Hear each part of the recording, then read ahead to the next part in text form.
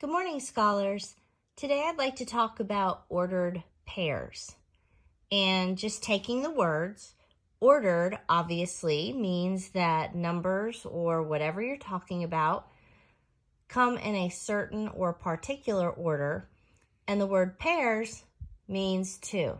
If you have a pair of socks, you have two socks. Now, ordered pairs are designated by parentheses.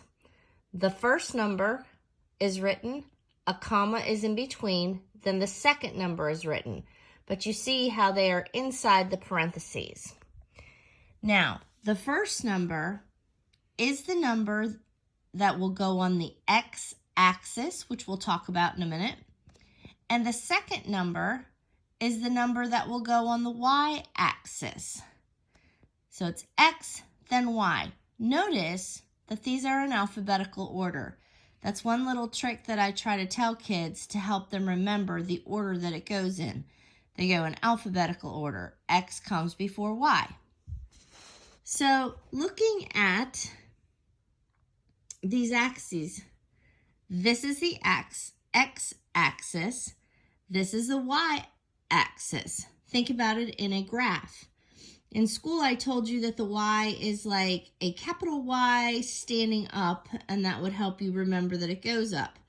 So another trick that I have is that just like X and Y are in alphabetical order, so are the words across and up. So the X-axis goes across, the Y-axis goes up, and when you are graphing ordered pairs, you go across first, up second. Do it in alphabetical order. Let me show you this. I think it'll make more sense. So here is our coordinate grid. These would be all the numbers for the x-axis. And here's our x and the word across. Here would be all of our numbers going up, which was our y-axis. Now, if we are wanting to graph these sets of ordered pairs, we have to follow that pattern.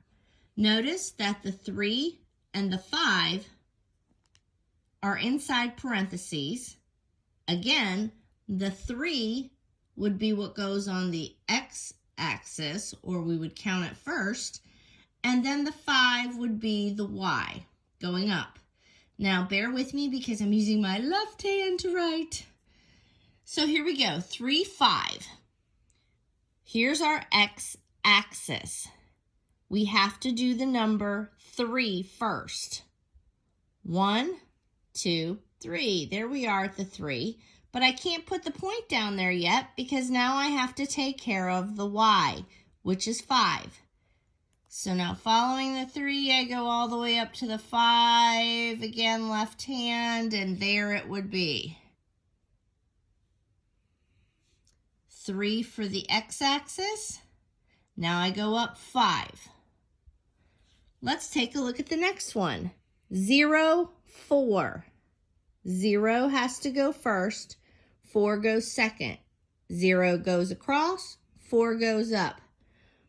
Well, you don't go anywhere when it's 0, so that's where it is on the x-axis. So now we have to move up on the y-axis, 4. Here we go. Okay, now let's go to 10, 2. 10 goes all the way across. Here we go to 10, and we go up to 2.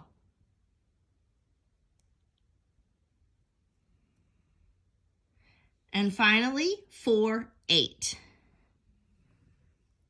Across 4, all the way up to 8. Whoops. It's that left hand again. All right. This should help you do your assignment today. Thanks.